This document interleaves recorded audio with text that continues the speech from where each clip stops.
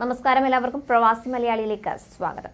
സുരക്ഷയുടെ കാര്യത്തിൽ no compromise. വിമാനാപകടം വളരെ ചുരുക്കമായി മാത്രമേ സംഭവിക്കാറുള്ളൂവെങ്കിലും അപകടം സംഭവിച്ചാൽ അത് വൻ ദുരന്തത്തിലായിരിക്കും കലാശിക്കുക. അതിനാൽ വിമാനം പുറപ്പെടുന്നതിന് മുൻപ് തന്നെ സുരക്ഷാ പരിശോധനകൾ വളരെ വിശദമായി തന്നെ നടത്താറുണ്ട്.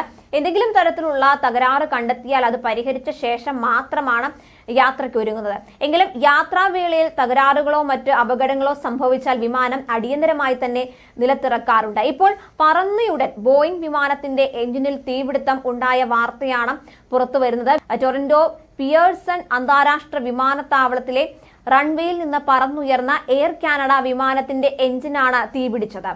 പാരീസിലേക്ക് പുറപ്പെട്ട എയർ കാനഡയുടെ ബോയിംഗ് 777 വൈഡ് ബോഡി വിമാനം പറന്നുയർന്ന നിമിഷങ്ങൾക്കുള്ളിൽ തീപിടിക്കുകയായിരുന്നു. ജീവനക്കാരുടെ സംയോജിതമായ ഇടപെടൽ മൂലം വൻ അപകടമാണ് ഒഴിവായത്.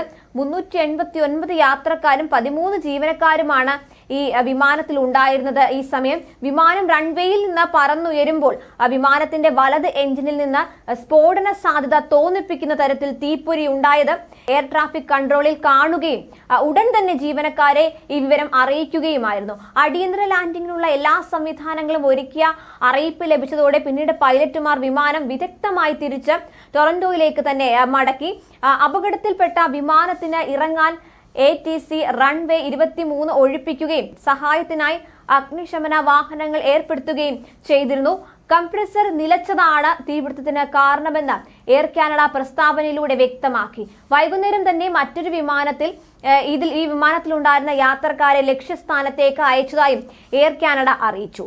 വിമാനത്തിന്റെ എഞ്ചിന് തീപിടിച്ചതിന്റെ വീഡിയോ ബഹിരാകാശ യാത്രികൻ ക്രിസ് ഹാർട്ട്ഫീൽഡ് സമൂഹ മാധ്യമത്തിൽ പങ്കുവച്ചിട്ടുണ്ട്. പൈലറ്റുമാരുടെയും എയർ ട്രാഫിക് കൺട്രോളർമാരുടെയും മികച്ച പ്രവർത്തനമാണെന്നും അദ്ദേഹം കുറിച്ചു.